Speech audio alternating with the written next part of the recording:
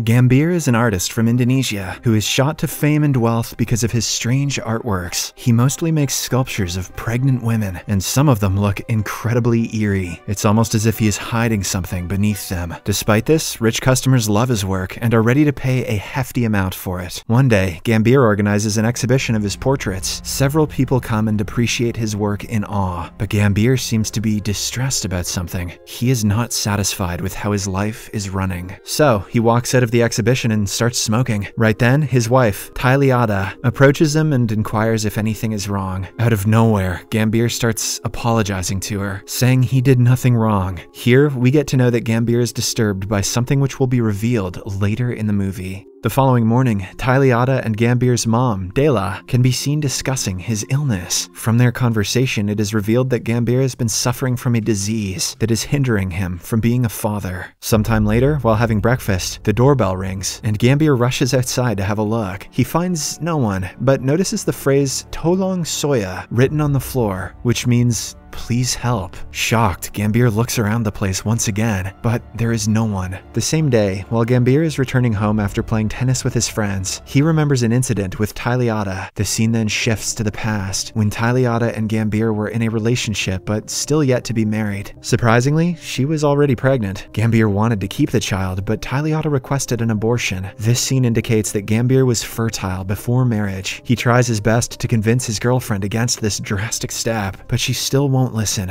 In the end, Gambir reluctantly takes her to a hospital, and they abort the child. After the procedure, the doctor wraps the child's corpse in a polythene bag and hands it over to the couple. When they return home, Tyliada makes a strange request to Gambir. She explains that although they lost their child, she wants to preserve its memories by keeping the corpse with her. As expected, this blows Gambir's mind, and he straight out refuses the sinister idea. But even after a lot of effort, he's unable to convince his weird girlfriend. So, in the end, he agrees to preserve the corpse and start making a pregnant woman's statue. When it is complete, he hides the corpse inside of it. One day, a guest visits Gambir's home and takes a look at the pregnant woman's statue. Surprisingly, he likes it and comments that it's a work of art. Gambir immediately reveals this to Tyliada, and the latter suggests he make more statues of pregnant women so that they can attract a lot of customers. Gambir agrees right away, but Tyliada gives him one more order. All the statues must have a fetus inside of them. There is no logic behind this, but just faith, she says. Once again, Gambir obeys and starts preparing the statues. From that day onwards, he also visits the clinic on a daily basis and secretly buys deceased fetuses. To his good fortune, the statues start getting recognition among the buyers, and soon they go out of stock. Seeing his progress and to expand the business, Tyliada's father builds a large exhibition hall for Gambir and gifts it to him. He then starts working as the company's manager and also marries Tyliada to Gambir. The scene then shifts back to the present, where Gambir is busy making some pregnant sculptures. Right then, one of his tools accidentally gets kicked under a huge wardrobe, and he has a hard time retrieving it. After a bit of struggle, Gambir somehow manages to slide the wardrobe, but to his surprise, there is a secret door behind it. He tries to break the lock on the door, but before he can do so, Tyliada arrives and stops him. She tells him that if he breaks the door, then everything between them will be ruined and disappear. This scares Gambir, and he stops right away, but after a while, Tyliada puts a large painting over the door to keep it hidden. Following this, Gambir simply carries on with his work as if nothing has happened. Next, we are shown a young boy lying on the floor with his hands and legs tied with rope. It is evident that his parents have been treating him badly. It is also revealed that he is the same boy who wrote the phrase "Tolong Soya" outside Gambir's house, asking for help.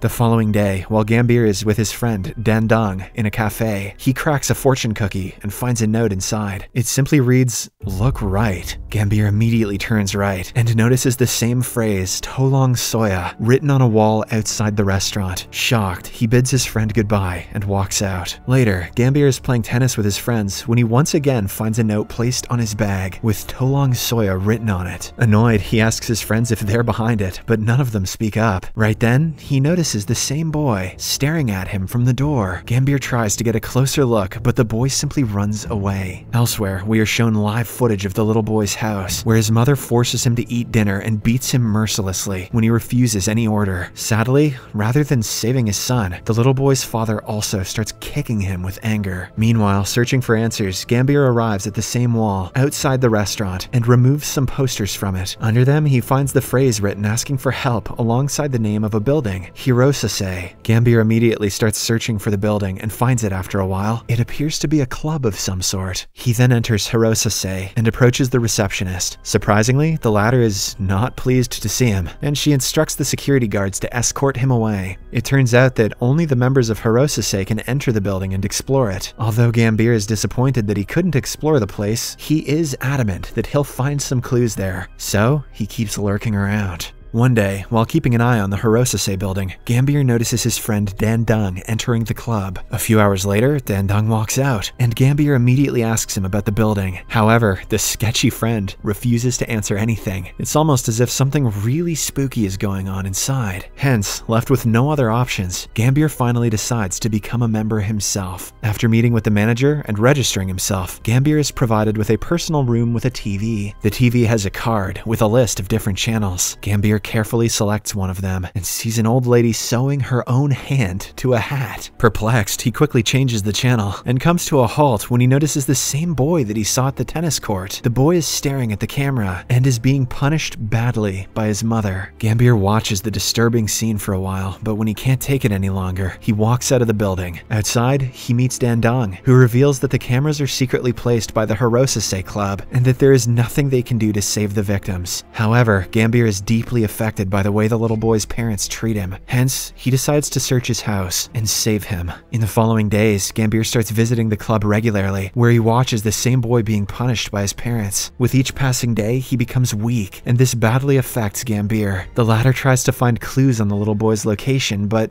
doesn't even come close. One day, Gambier holds another sculpture exhibition at his hall and invites a lot of guests. As usual, all of his artworks are sold within minutes, but surprisingly, some guests can be seen talking about the same boy, who is regularly mistreated. This indicates that these guests are also a part of the notorious Hirosase Club. One of them reveals that he watched the boy being drowned by his own mother, and now there is very little hope of his survival. Meanwhile, another guest talks about how the mother's going to electrocute him soon. That's nothing, man. I heard they were gonna force him to watch a mukbang marathon. Gambier, who is hearing all of this from a corner, becomes upset and rushes out of the exhibition hall. Shortly after, he arrives at the Hirosase Club building and enters his assigned room. Wasting no time, he turns on the TV and anxiously switches the channels to find the boy. Fortunately, he manages to find him. The boy is strangely calm. He stares at the camera and apologizes for what he is about to do. Gambier feels very bad for him, but can do little to help. Meanwhile, the little boy grabs a kitchen knife and heads towards his parents' bedroom. Then, in a shocking turn of events, he finishes his parents off in an act of revenge. I knew the mukbang marathon would be the last straw. As Gambier watches in horror, the boy commits the unthinkable. After everything goes silent, a distraught Gambier falls to the floor, regretting that he could not do anything to save the little boy. Sometime later, he gathers himself and again checks the TV card. To his surprise, he finds his wife's name there and immediately switches the channel to watch her. Gambier sees Tailiata and his mother Dela, but it is a pre-recorded video rather than a live feed. In the video, the two ladies discuss Gambier's inability to bear children and how it is going to be a problem in the future. Dela even encourages Tailiata to have intercourse with other men so that she can bear offspring. In particular, she wants her to make out with Gambier's close friends. Surprisingly, instead of refusing her strange request, Tailiata obeys and sleeps with Dandung. Later, Gambier also watches the video of Tailiata and her father conspiring against him to take a considerable chunk of his profit from his business. This finally reveals that Tailiata never loved him.